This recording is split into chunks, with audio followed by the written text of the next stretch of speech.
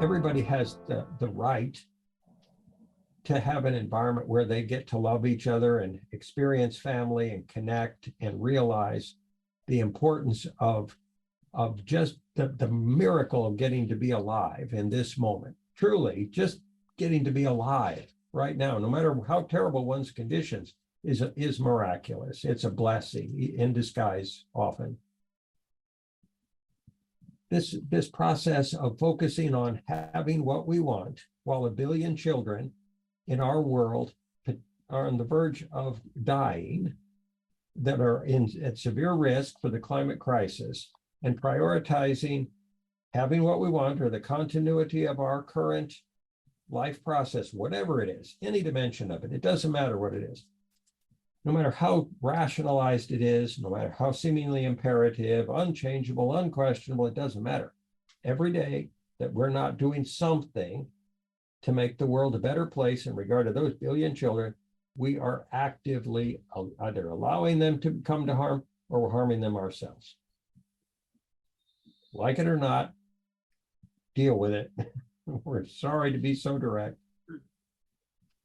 And that puts one in a very internally conflicted space sometimes to accept that. How do I fix that? How do I make that better? It doesn't have to be via the WSS. It doesn't have to be via the social movement engine. It can be in any moment of your life that you choose, even with a kind word, and giving someone an idea as to how they could pollute less or compost more or whatever. It's something.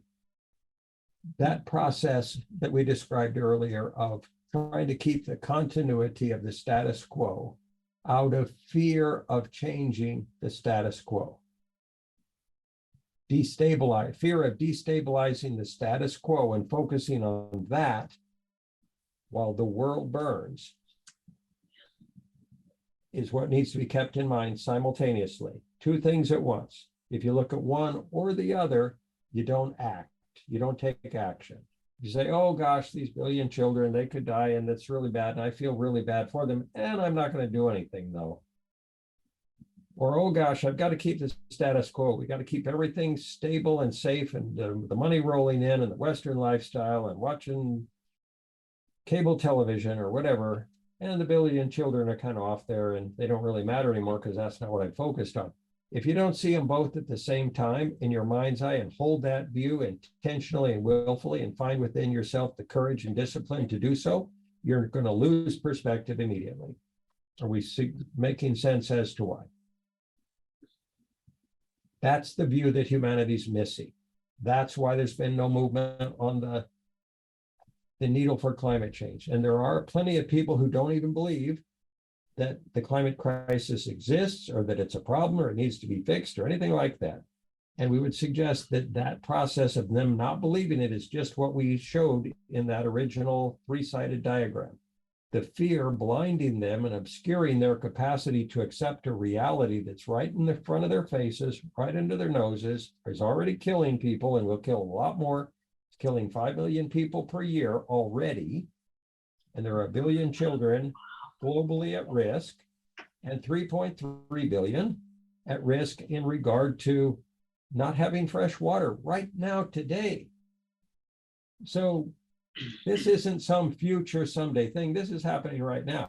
If people are not willing to look at it, they need to look within themselves and say, why don't I have the courage to see it? Why don't I have the discipline, the care, the love, the compassion to look upon this accurately and truthfully and honestly and integriously, instead of trying to find some way out from under the pressure of that realization of that fact? Why am I hiding from this truth? And why don't I care enough to do something for 1 billion children? Why am I not taking action today? Not someday, not a month from now, not when it feels good, not when it's comfortable, today.